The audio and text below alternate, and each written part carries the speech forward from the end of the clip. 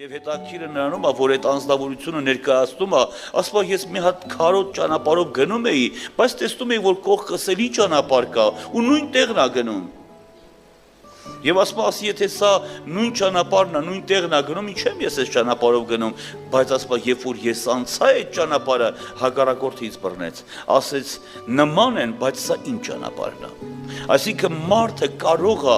իր սրտի ուզածով նմանեցնի, կարծես թե դա նույն ճանապարհն է, քուրեր եղբայրեր, բայց դա նույն ճանապարհը չի։ Մի ճանապարհ կա, Քրիստոսի ճանապարհը,